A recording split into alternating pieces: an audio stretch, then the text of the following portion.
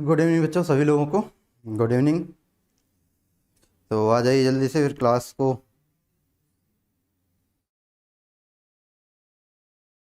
हाँ बेटा, लेट हो गए, थोड़ा कुछ टेक्निकल इशू था, ऑन नहीं हो रही थी क्लास।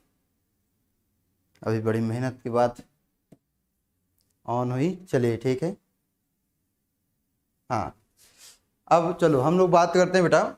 हम लोगों ने कल डिस्कशन किया था सारे फंक्शनल ग्रुप्स के बारे में। जितने भी हमारे फंक्शनल ग्रुप थे उन सारी बातों को देखा था। कितने भी कौन कौन से फंक्शनल ग्रुप हमें पढ़ने, उन सारे फंक्शनल ग्रुप्स को देखा था, क्रियात्मक समूहों को देखा था। ठीक है, तो आज उसी के आगे हमें बात को ले चलनी है और हम लोग उसके आगे पढ़ेंगे। आज सबसे पहले एक चीज़ जानेंगे सजातीय श्रेणी के बारे में, और फिर सजातीय श्रेणी जानने के बाद फिर हम लोग IUPAC नॉमेनक्लेचर करेंगे और बहुत शॉर्ट में सारी चीज़ों को सीख लेंगे। ठीक है, तो आज हमें जो पढ़ना है वो क्या, होमोलोगस सीरीज ऑफ कंपाउंड्स, यौगिकों की सजातीय श्रेणी क्या होती है। ठीक है, सबसे पहली चीज होमोलोगस सीरीज क्या होती है, सजातीय श्रेणी क्या होती है। चलिए, तो सबसे पहले बात करते हैं बेटा।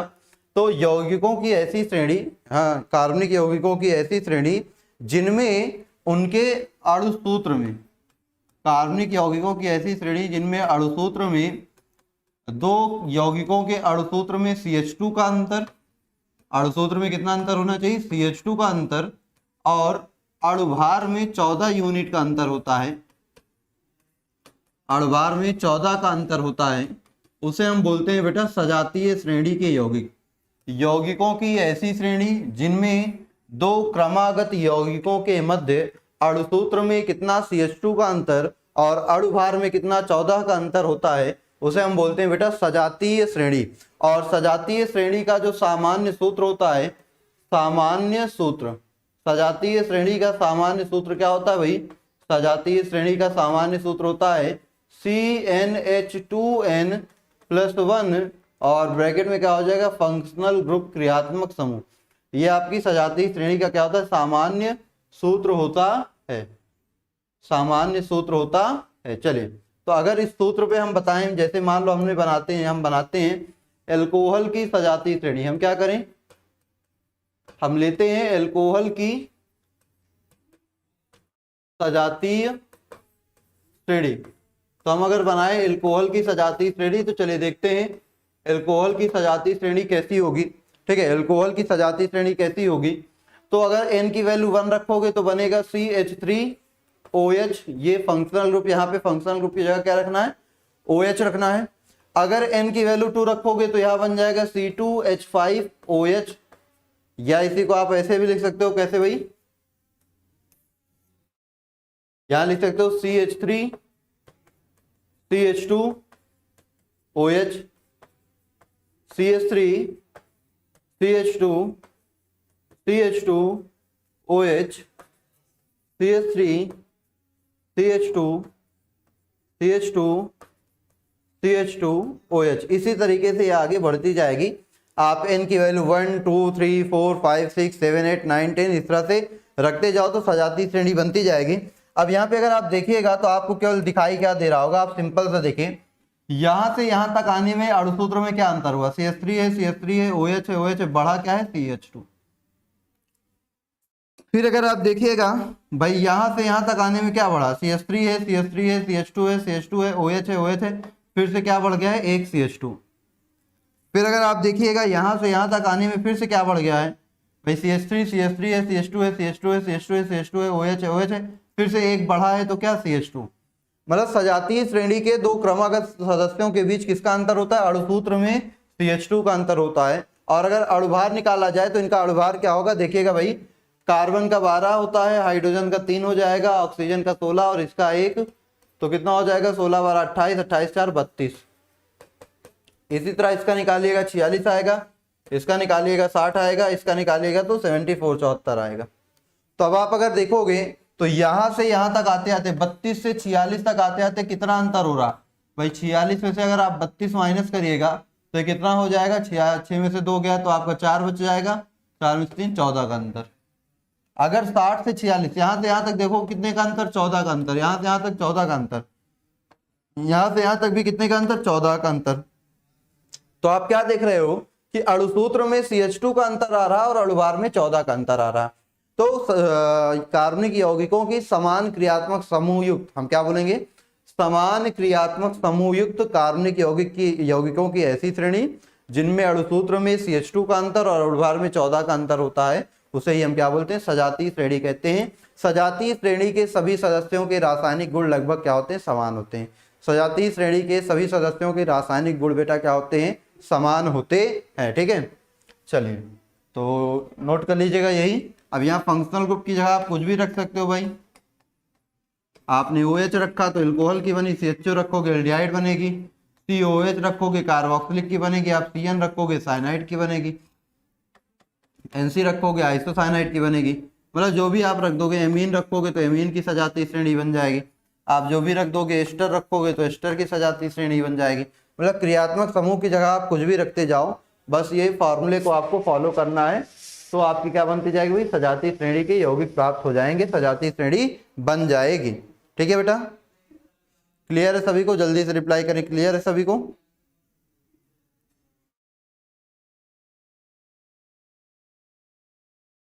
ठीक है बेटा, चलो क्लियर है सभी को?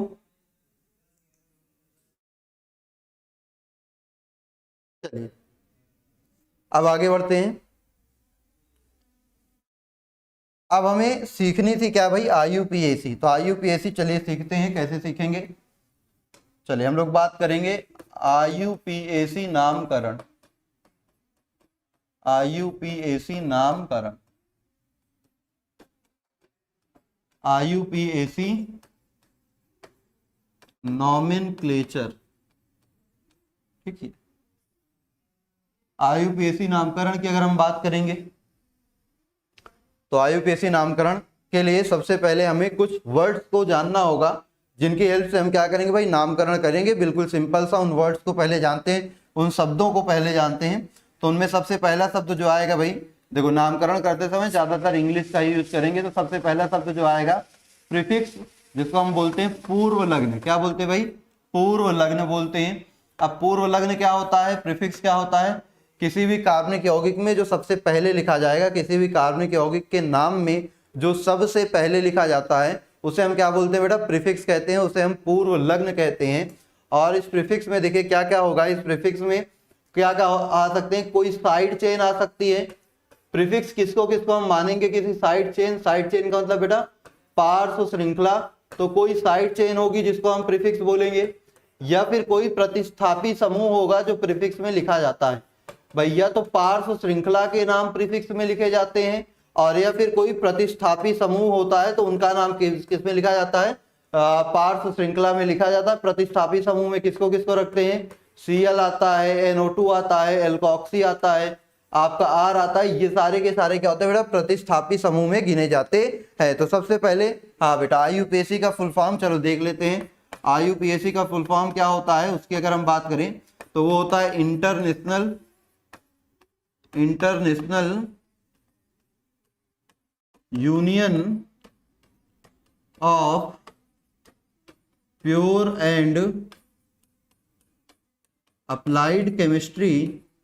और बेटा पहले इस संस्था को, ये एक संस्था है जो केमिस्ट्री के नियमों को क्या करती है, बनाती है, केमिस्ट्री के नियमों को देती है, अप्रूव करती है उनके लॉज को। तो सबसे पहले हम बात करें तो इसका शुरुआत में जो नाम था वो IUPAC ना होकर पहले इसको कहा जाता था IUC। क्या कहा जाता था भाई, इस संस्था का नाम था IUC। IUC मतलब इंटरनेशनल यूनियन ऑफ केमिस्ट से इसको कहा जाता था। और इसके पहले भी इसका जो नाम दिया गया था वो दिया गया था ICC। ICC मतलब बेटा इंटरनेशनल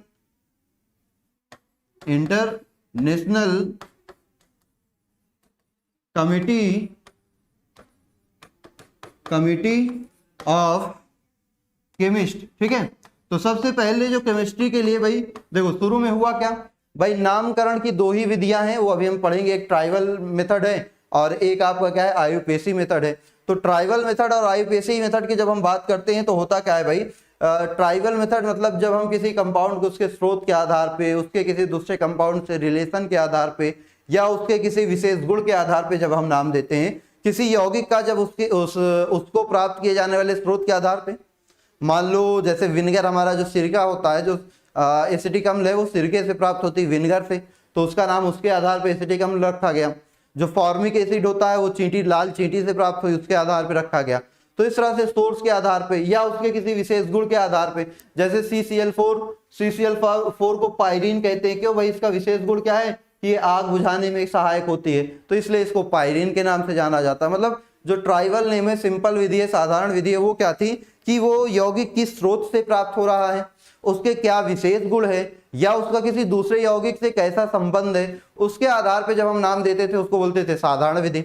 लेकिन अब भाई धीरे धीरे कंपाउंड की यौगिकों की संख्या इतनी ज्यादा होती गई कि सभी का साधारण नाम देना पॉसिबल हुआ नहीं, और साधारण नाम याद रखना भी पॉसिबल नहीं हो सकता था, जिस कारण से फिर IUPAC की जरूरत पड़ी, जिस कारण से फिर कोई ऐसी विधि बनाने की जरूरत पड़ी कि जिसकी सहायता से हम सभी यौगिकों का नाम आसानी से याद रख सकते हो। तो उसके लिए सबसे पहली जो संस्था बनाई गई थी, जो सबसे पहली काउंसिल बनाई गई थी, उस काउंसिल का नाम था इंटरनेशनल कमिटी ऑफ केमिस्ट, जो केमिस्ट्री के मतलब ये कंपाउंड्स के नेम को क्या करती थी, डिसाइड करती थी। कंपाउंड्स के नेम को लिखने का क्या करती थी, कुछ रूल्स बनाती थी। उसके बाद कुछ समय बाद इसमें संशोधन किया गया, और संशोधन करके इसी का नाम क्या रख दिया गया, IUC। अब IUC क्या होता था भाई, इंटरनेशनल यूनियन ऑफ केमिस्ट, इसको IUC बोलते थे। फिर ये क्या करती थी, वही सेम काम जो इनका था भाई, केमिस्ट्री के रूल्स को बनाना या कंपाउंड्स के नेम लिखने के लिए जो भी चीजें थी। और फिर कुछ टाइम बाद IUC को ही क्या बोल भाई, संशोधित करके इसका नाम रख दिया गया क्या, international union of pure and applied chemistry, जिसको हम IUPAC के नाम से जानते हैं। ये सारी चीजें ठीक है, क्लियर है?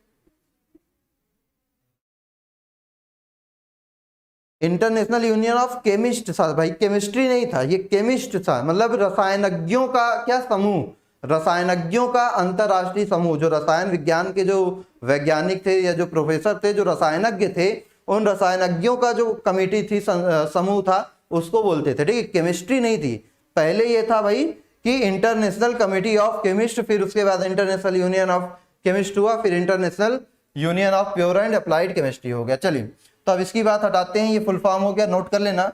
अब जो हम लोग काम की बात है वो करते हैं फिर से। आइए देखते हैं, ये सारी चीजें हटाते हैं। चलिए, अब ये है जो भाई हमने क्या कहा कि जो IUPAC नामकरण है उसमें एक वर्ड यूज होता है प्रीफिक्स, जो किसी भी कार्बनिक यौगिक में सबसे पहले लिखा जाता है। उस प्रीफिक्स में उस क्या क्या आ सकते हैं भाई, कोई पार्श्व श्रृंखला आएगी। प्रीफिक्स में किसके किसके नाम लिखे जाते हैं हम ये बता रहे हैं, तो पार्श्व श्रृंखला के नाम प्रीफिक्स में लिखे जाते हैं। प्रतिस्थापी समूह, जिसको हम सब्स्टिट्यूएंट के नाम से भी जानते हैं, सब्स्टिट्यूएंट्स के नाम भी किस में लिखे जाते हैं भाई, साइड के मतलब प्रीफिक्स में लिखे जाते हैं। और इसके अलावा जो बहुक्रियात्मक समूह युक्त यौगिक होते हैं, बहुक्रियात्मक समूह युक्त जो यौगिक होते हैं, बहुक्रियात्मक समूह युक्त यौगिकों में मुख्य क्रियात्मक समूह के अलावा जो भी क्रियात्मक समूह बचते हैं, मुख्य क्रियात्मक समूह के अलावा अन्य सभी क्रियात्मक समूह, अन्य सभी क्रियात्मक समूह। ठीक है, तो भाई ऐसे यौगिक जिनमें एक से ज्यादा क्या आता है भाई, दो या दो से ज्यादा आपके क्रियात्मक समूह आते हैं, तो उन क्रियात्मक समूहों में से क्या होता है भाई, एक क्रियात्मक समूह होता है जिसकी प्राथमिकता बहुत ज्यादा होती है, जिसकी प्रायोरिटी क्या होती है, बहुत ज्यादा होती है। तो उस क्रियात्मक समूह का नाम सबसे लास्ट में लिखा जाता है। उसके अलावा जितने भी क्रियात्मक समूह बचते हैं, उन सभी क्रियात्मक समूहों को किस में लिखा जाता है भाई, प्रीफिक्स में लिखा जाता है, पूर्व लग्न में लिखा जाता है। चलिए, अब आगे बात करते हैं। प्रीफिक्स के बाद हम बात करेंगे किसकी भाई, प्रीफिक्स के बाद हम बात करेंगे दूसरा जो हमारा आएगा वो आएगा रूट वर्ड। क्या आएगा, रूट वर्ड, या जिसको हम बोलते हैं मूल शब्द। क्या बोलते हैं, मूल शब्द। मूल शब्द क्या होता है भाई, कार्बनिक यौगिक की जो जनक श्रृंखला होती है। जनक श्रृंखला मतलब जो मेन चेन होती है, जो कार्बनिक यौगिक जिस हाइड्रोकार्बन से बना होता है। भाई ये जो कार्बनिक यौगिक होते हैं वो क्या होते हैं, हाइड्रोकार्बन या उनके व्युत्पन्न। तो कोई भी कार्बनिक यौगिक या फंक्शनल क्रियात्मक समूह युक्त जो कार्बनिक यौगिक होता है, उसमें जो मेन चेन होती है, जो मेन हाइड्रोकार्बन चेन होती है, जो मुख्य हाइड्रोकार्बन श्रृंखला होती है, उसको हम बोलते हैं जनक श्रृंखला। तो जनक श्रृंखला, इसमें किसका नाम लिखा जाता है भाई? इसमें लिखा जाता है जनक श्रृंखला में उपस्थित, जनक श्रृंखला में उपस्थित कार्बन की संख्या को जो दिखाएगा, संख्या दिखाना, या कार्बन की संख्या के लिए, कार्बन की संख्या के लिए प्रयुक्त शब्द, जो हमारी मेन पेरेंट चेन होगी उसमें जो कार्बन होंगे, जितने कार्बन होंगे उन कार्बन के लिए जो प्रयुक्त शब्द होते हैं उनको हम बोलते हैं बेटा, उनको हम हाँ बेटा समझाते हैं, बिल्कुल पहले सारी चीजें इसको नोट तो कर लो, फिर एग्जाम्पल समझाते हैं, क्या परेशान हो ना, तुम कहीं भागे जा रहे हो ना, एक एक चीज समझो ध्यान से। रूट वर्ड के बाद आता है बेटा एक और चीज होती है प्राइमरी सफिक्स। क्या होती है? Primary suffix. ठीक है, प्राइमरी सफिक्स। प्राइमरी सफिक्स को क्या बोलते हैं भाई? प्राथमिक अनुलग्न, हिंदी में बोले तो प्राथमिक अनुलग्न। तो भाई प्राइमरी सफिक्स क्या होता है? यौगिक में ये प्रयोग किया जाता है, यौगिक में ये यौगिक की संतृप्तता या असंतृप्तता को दर्शाता है, संतृप्तता या असंतृप्तता को दर्शाता है। और सिंपल सा बोले तो भाई जो हमारे सिंगल बॉन्ड होते हैं जिसको हम एन लिखते हैं, जो हमारा डबल बॉन्ड होता है जिसको हम इन लिखते हैं, जो हमारा ट्रिपल बॉन्ड होता है जिसको हम आइन लिखते हैं, इन्हीं को बोला जाता है प्राथमिक सफिक्स, प्राथमिक अनुलग्न, प्राइमरी सफिक्स। ठीक है, तो ये तीन वर्ड हो गए जो हमारे यूज होंगे किसमें, और एक इसके अलावा और एक भी वर्ड होगा जो यूज होगा, उसकी भी बात चले कर लेते हैं, उसकी बात यहाँ पे कर लेते हैं, इतने में आ जाएगा। जो लास्ट होगा हमारा, जो एक चीज यूज होगी उसको हम बोलते हैं सेकेंडरी सफिक्स। क्या बोलते हैं? सेकेंडरी सफिक्स, द्वितीयक अनुलग्न। क्या बोलते हैं? द्वितीयक अनुलग्न। और द्वितीयक अनुलग्न जो होता है भाई उसमें क्या क्या आते हैं? उसमें आता है क्रियात्मक समूहों का नाम। क्या आता है? क्रियात्मक समूह आते हैं, क्रियात्मक समूह का नाम होता है क्या? द्वितीयक अनुलग्न। ठीक है, चलो तो इसको जल्दी से नोट करो, फिर हम आपको एग्जाम्पल से समझाते हैं तो आपको बेहतर तरीके से समझ में आएगा। रूट वर्ड का मतलब नहीं समझे, रूट वर्ड का मतलब अभी समझाते हैं बेटा, बिल्कुल इसको स्क्रीनशॉट लो 1 सेकंड में, फिर हम आगे बढ़ते हैं, समझाते हैं। चलो एग्जाम्पल समझाते हैं तो रूट वर्ड का मतलब आपको समझ में आ जाएगा बेहतर। चलो देखते हैं, आगे बढ़ते हैं। भाई देखो होता क्या है, मान लो हमारे पास ये हाइड्रो एक कार्बनिक यौगिक है CH3 CH CH CH OH, ये CH3 हो गया, सपोज करो ये ऐसा ही है।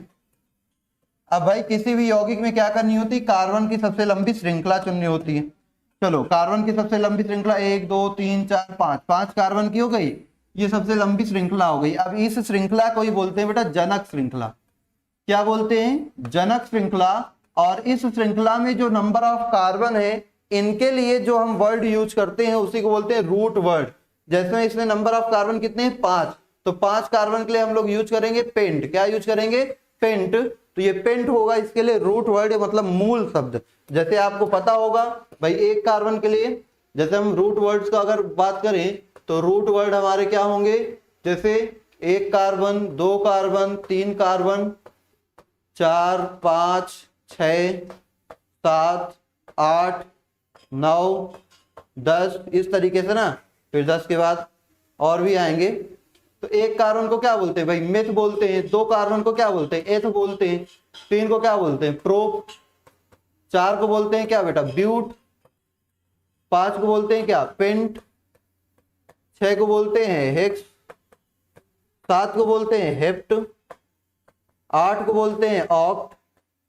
9 को बोलते हैं नॉन। 10 को बोलते हैं डेक। और इन शब्दों को ही बोला जाता है बेटा रूट वर्ड। क्या बोला जाता है? रूट वर्ड, मूल शब्द कहा जाता है। जैसे 11 हो जाएगा तो 11 को बोलेंगे अनडेक। 12 कार्बन को बोलेंगे डोडेक। 13 कार्बन को बोलेंगे ट्राइडेक। फिर 14 कार्बन को बोलेंगे बेटा टेट्राडिक, है ना। इसी तरीके से ये होता जाएगा। और फिर 20 कार्बन को बोलते हैं आइकॉस, क्या बोलते हैं, आइकॉस। इसी तरह 30 कार्बन को बोलते हैं ट्राइकॉन्ट, क्या बोलते हैं, ट्राइकॉन्ट।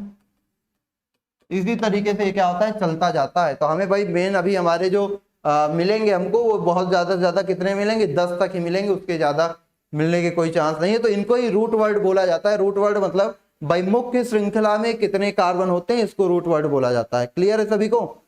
हाँ, रूट वर्ड। अब बात समझ में आई, रूट वर्ड क्या होता है? हाँ ठीक है, अब आगे बढ़ते हैं। फिर इसके बाद कहानी समझते हैं। तो आपने ये समझा कि कौन कौन से वर्ड हमें यूज होते हैं आईयूपीएसी नॉमेनक्लेचर करने में। चलो इसको हटाते हैं। अब बात करेंगे हमारा जो आईयूपीएसी का रूल है वो होता क्या है। भाई आईयूपीएसी नेम लिखने का, पीएसी नेम लिखने का रूल क्या है? रूल बड़ा सिंपल सा है, ध्यान से देखोगे यहाँ पे अगर आप, तो रूल बड़ा सिंपल सा है। रूल में सबसे पहले क्या यूज होता है? प्रीफिक्स। क्या यूज होता है बेटा? प्रीफिक्स। फिर यूज होता है नेम ऑफ या रूट वर्ड। फिर क्या यूज करते हैं? Root word. फिर यूज करते हैं प्राइमरी सफिक्स। और इसके बाद यूज करते हैं बेटा सेकेंडरी सफिक्स। इसके बाद क्या यूज करते हैं? Secondary suffix. बस इतना सा ही रूल है पूरे आईयूपीएसी का।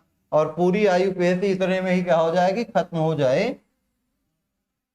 ठीक है, ये प्रीफिक्स प्लस क्या भाई, रूट वर्ड, फिर प्लस प्राइमरी सफिक्स, फिर आपका सेकेंडरी सफिक्स।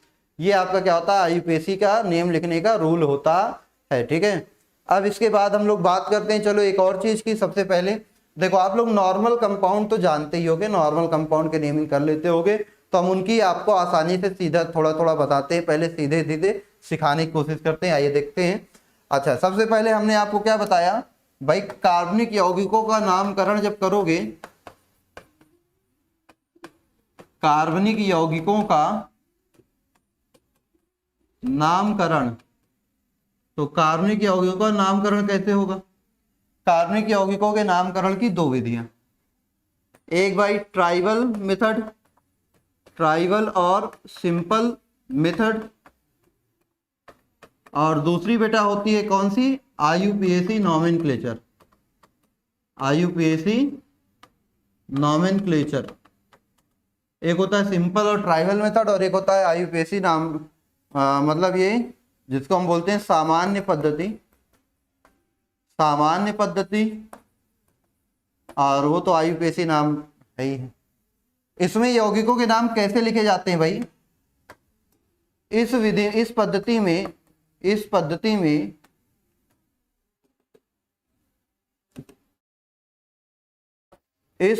में यौगिकों के नाम उनके स्रोत, विशेष गुण या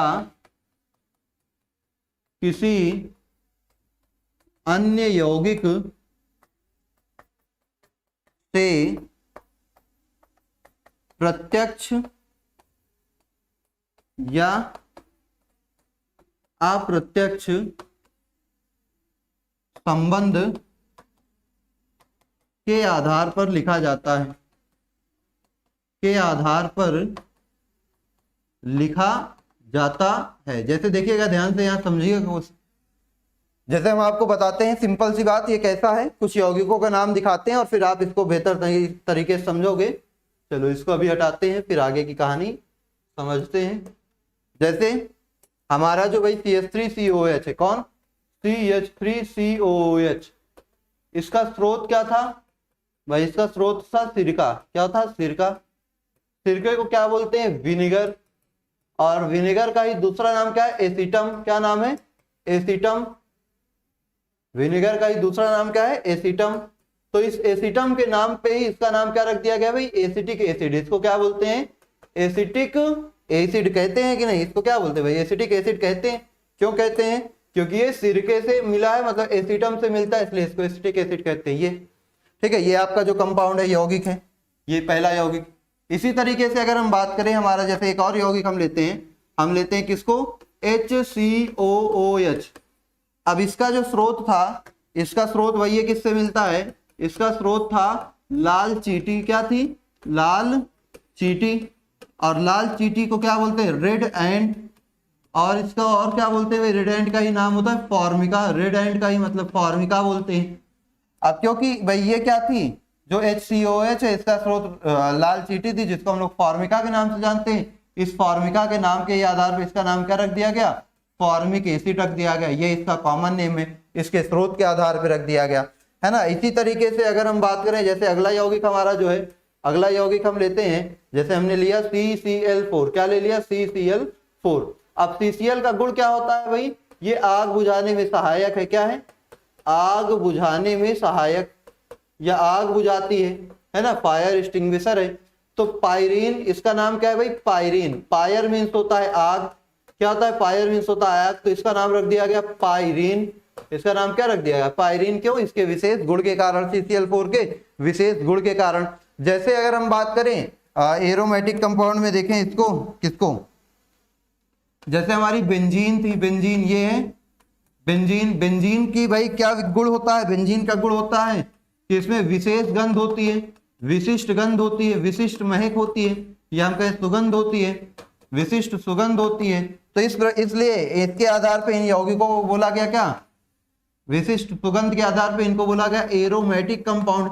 एरोमा मीन्स क्या होता है? एरोमा मीन्स होता है फ्रेग्रेंस। फ्रेग्रेंस मीन्स सुगंध। तो इस वजह से, क्योंकि इन यौगिकों में क्या थी? विशेष प्रकार की सुगंध पाई जाती थी, इस वजह से इन यौगिकों का नाम क्या रख दिया गया भाई? इन यौगिकों को बोला गया एरोमेटिक यौगिक। क्या बोला गया? एरोमेटिक यौगिक। तो जो इनके भाई किस आधार पे? इनके गुणों के आधार पे। बात समझ रहे हो? तो गुणों के आधार पे, या उनके स्रोत के आधार पे, या उनके भाई क्या किसी संबंध की भी बात कर लें। इसको नोट कर नहीं किया है तो स्क्रीनशॉट ले लो, फिर इसको हटाएं, तो बात यहाँ पे करते हैं। ठीक है, हटाते हैं। चलिए,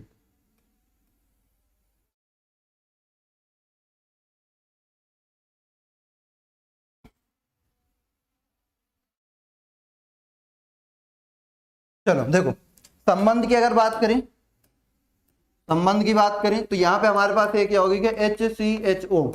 देखो, जो इसके अपचयन से बनता है, किससे बनता है भाई? फॉर्मिक अम्ल के अपचयन से। तो इससे संबंध इसका क्या है भाई? अप्रत्यक्ष संबंध है कि ये इसके अपचयन से बनेगा। तो इसका नाम क्या है? Formic acid. तो इसके आधार पर इसका नाम फॉर्मेल्डिहाइड। इसी तरह से हमारा जो CH3CHO होगा, वो एसिटिक अम्ल के किससे बनेगा? अपचयन से बनेगा। तो इसके आधार पर इससे संबंध है इसका, तो इसके आधार पर इसका नाम क्या रख देंगे? एसिटिल्डिहाइड। इस तरीके से। तो मतलब कि जो सामान्य पद्धति थी, जो ट्राइवल मेथड है, जो हमारी पूर्व पद्धति है, उसमें हम क्या करते थे भाई? उसमें स्रोत के आधार पे, मिलने वाले स्रोत के आधार पे, या उसके गुण के आधार पे, या किसी यौगिक से उसके संबंध के आधार पे यौगिकों का नाम लिखते थे। लेकिन ये मेथड भाई बहुत दिनों तक सक्सेस नहीं है, क्योंकि भाई कंपाउंड हमारे पास इतने ज्यादा हैं कि सभी का नाम हम याद रख नहीं सकते इस विधि से। तो इसलिए फिर हमें कंपाउंड का नाम लिखने के लिए क्या भाई एक ऐसी विधि बनाई जाए जिसके सहायता से हम क्या कर सकते हैं? आसानी से सारी चीजों को लिख सकते हैं। ठीक है, हाँ बेटा, ग्लूकोज का भी बता देंगे। ओके बेटा, रेड कलर का यूज नहीं करते हैं। चलिए आगे बढ़ते हैं। तो ये ट्राइवल मेथड हो गया, तो इसका यूज हम नहीं करेंगे। अब हम बात करेंगे किसकी? IUPAC मेथड का हमें यूज करना है। तो IUPAC मेथड का यूज करने के लिए भाई अब हम बात करते हैं IUPAC नामकरण हमें करना है। और IUPAC नामकरण के लिए जो रूल बनेगा वो रूल सिंपल सा है। कैसा है? ध्यान से देखिएगा। जो आपका रूल होगा वो रूल क्या कहता है? वो रूल कहता है कि सबसे पहले यूज करो क्या बेटा? प्रीफिक्स। क्या यूज करो? प्रीफिक्स। फिर यूज करो क्या? Root word. और रूट वर्ड के बाद सिंगल डबल ट्रिपल बॉन्ड देखकर क्या यूज करो? Primary suffix. सिंगल बॉन्ड है तो एन, डबल बॉन्ड है तो इन, ट्रिपल बॉन्ड है तो आइन। और फिर उसके बाद यूज करो बेटा सेकेंडरी सफिक्स। Secondary suffix. ये आपका पूरा IUPAC का रूल हो जाएगा। इसी पे क्या होगी? IUPAC नेमिंग खत्म हो जाएगी। तो अब इनके लिए हमें जानना होगा कि भाई हम किस फंक्शनल ग्रुप के लिए, देखो सभी में सेम चीजें करना है, बस चेंज होगी यहाँ पे सेकेंडरी सफिक्स में। भाई किस फंक्शनल ग्रुप के लिए, किस क्रियात्मक समूह के लिए कौन सा रूट वर्ड यूज करेंगे, उसकी बात हमें करनी है। तो चलिए हम उसकी बात करते हैं। तो इसको आप लिख लीजिएगा। हम रूट वर्ड की बात करते हैं फंक्शनल ग्रुप से, तो उसके रूट वर्ड की बात हम करेंगे कि कौन सा रूट वर्ड किसके लिए यूज होगा, और प्राथमिकता समूह भी देखते हैं। चलिए, तो सबसे पहले हम बनाएंगे क्या भाई? सबसे पहले हम लिखेंगे क्रियात्मक समूह, फिर उसका सफिक्स, फिर उसका प्रीफिक्स।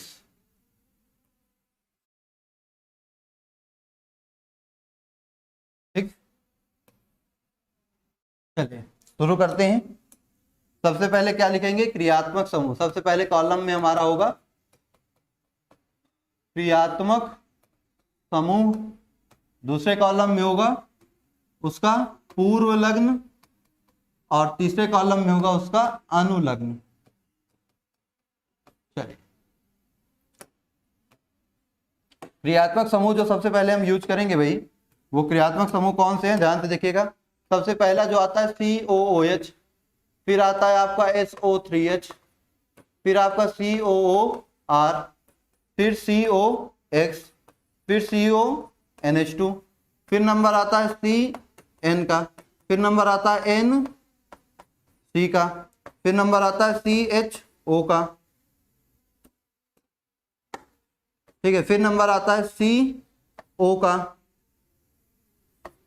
ठीक है, फिर नंबर आता है किसका बेटा? CO का, फिर इसके बाद नंबर आता है किसका? OH का, फिर नंबर आता है किसका? NH2 का। ये ठीक है, ये हमारे जो क्रियात्मक समूह जो हमें मेन पढ़ने हैं। तो अब इनका हम प्रीफिक्स जानते हैं। प्रीफिक्स में इनको क्या लिखा जाएगा? तो COH के लिए कोई प्रीफिक्स नहीं। क्यों बेटा? ये हमेशा इसकी वरीयता सबसे ज्यादा। ये क्या लिखा है? वरीयता क्रम, मतलब जो सबसे ऊपर है उसकी वरीयता सबसे ज्यादा है, ठीक है, और जो नीचे है उसकी वरीयता सबसे कम है। तो ये वरीयता क्रम लिखा हुआ है। तो इसके लिए कुछ नहीं, इसके लिए यूज करते हैं सल्फो। क्या यूज करते हैं? सल्फो। इसके लिए यूज करते हैं बेटा क्या? Alkoxy carbonyl, alkoxy carbonyl. COX के लिए यूज करते हैं बेटा हेलो फॉर्मिल। क्या यूज करते हैं? Hello formal. CONH2 के लिए यूज करते हैं कार्बेमॉयल। क्या यूज करते हैं? कार्बेमॉयल। CN के लिए यूज करते हैं साइनो। NC के लिए यूज करते हैं आइसोसाइनो। फिर आपका CHO के लिए यूज करते हैं एल्डो या फिर फॉर्मिल भी यूज करते हैं, ठीक है। CO के लिए यूज करते हैं बेटा कीटो या फिर इसी के लिए ऑक्सो भी यूज करते हैं। OH के लिए लिखा जाता है क्या भाई? हाइड्रोक्सी।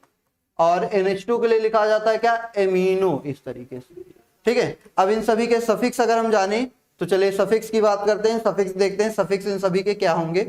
चलिए, तो सबसे पहला जो सफिक्स आएगा COH का वो होता है ओइक एसिड। क्या लिखा जाता है इसका सफिक्स?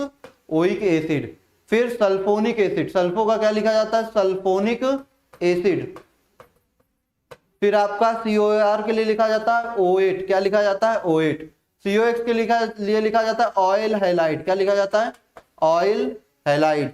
CONH2 के लिए लिखा जाता है एमाइड, ठीक है। साइनो के लिए लिखा जाता है नाइट्राइल। आइसोसाइनो के लिए लिखा जाता है आइसोनाइट्राइल। फिर आपका एल्डोकीटो के लिए लिखा जाता है अल। क्या लिखा जाता है बेटा? अल। इसके लिए लिखा जाता है अल। CO के लिए लिखा जाता है ओन। फिर आपका OH के लिए लिखा जाता है ऑल। क्या लिखा जाता है? All, OL। और एमिनो के लिए लिखा जाता है बेटा एमीन। ये तो ये क्रियात्मक समूहों के लिए यूज किए जाने वाले प्रीफिक्स और सफिक्स हो जाएंगे, ठीक है, इस तरीके से। अच्छा, लाइन कर दें? चलो लाइन यहां से बना देते हैं।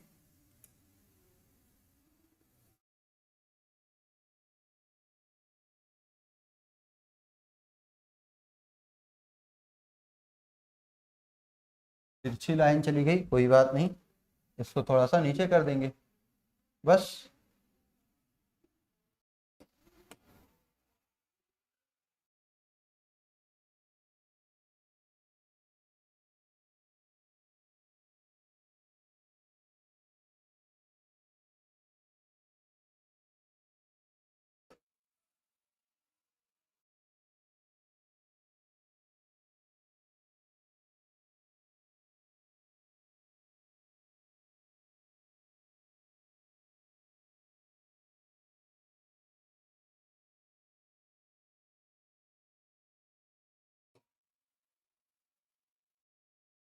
चलिए, इस तरीके से लाइन बन गई। अब आप सभी को कुछ कुछ दिखेगा। जैसे ये वाला है, इसको थोड़ा नीचे कर देते हैं, है ना। ऑयल हाइलाइट, तरीके से, ये नाइट्राइल इधर कर देते हैं, आइसोनाइट्राइल,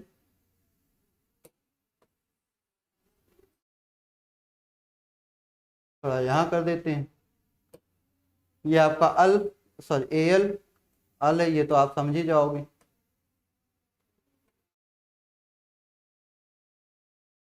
एल है, ये आपका ओन है, ये ऑल है, ये एमाइन है, ये एमाइड है, थोड़ा नीचे कर देते हैं इसको भी। ये आपका हेलाइड है, थोड़ा इसको भी नीचे करते हैं। ये आपका ओएट है, इसको भी नीचे कर देते हैं। ये आपका सल्फोनिक है, इसको भी थोड़ा नीचे कर देते हैं। हो गया। अब इसको आप थोड़ा थोड़ा समझ लीजिए। ये साइनो लिखा है, ये आपका फॉर्मिल लिखा है, ठीक है। ये आपका ऑक्सो लिखा हुआ है, इसको थोड़ा ऊपर कर देते हैं। ये आपका कीटो लिखा हुआ है, इसको भी थोड़ा ऊपर कर लेते हैं। ये आपका एल्डो लिखा हुआ है, ये साइनो कार्बोनिल। बस हो गया, ठीक है। तो इस 4 टेबल को क्या कर लिए बेटा, बना लीजिए। और उसके बाद फिर हम लोग इसके आगे की कहानी जानेंगे कल, ठीक है, क्योंकि आज की क्लास का टाइम यही होता है समाप्त। और कल हम पूरे कंपाउंड्स की, जैसे कि जो हमारे नॉर्मल कंपाउंड होंगे, कल हम किन किन चीज़ों की आईयूपीएसी करेंगे भाई। हम नॉर्मल कंपाउंड की करेंगे, सबसे पहले नॉर्मल कंपाउंड के आईयूपीएसी, फिर साइक्लिक कंपाउंड के आईयूपीएसी, फिर बाई साइक्लिक कंपाउंड के आईयूपीएसी, फिर हमारे जो ट्विस्टेड कंपाउंड होते हैं जिनको हम स्पायरो के नाम से जानते हैं, तो स्पायरो कंपाउंड्स की भी आईयूपीएसी हम क्या करेंगे बेटा, करेंगे, ठीक है। तो नॉर्मल होगा, फिर हमारे पास बेटा साइक्लिक होगा, फिर बाई साइक्लिक होगा, फिर ट्विस्टेड कंपाउंड होंगे जिनमें स्पायरो कंपाउंड्स आते हैं। उन सारे कंपाउंड्स की कल आईयूपीएसी नॉमेनक्लेचर हम करेंगे बेटा। तब तक के लिए सभी को बाय बेटा। फिर कल हम लोग मिलते हैं सेम टाइम पे, सभी लोग उपस्थित रहेंगे। सभी लोगों को गुड नाइट। ओके बेटा, ओके। चले फिर हम लोग मिलते हैं नेक्स्ट क्लास में, तब तक के लिए सभी को बाय।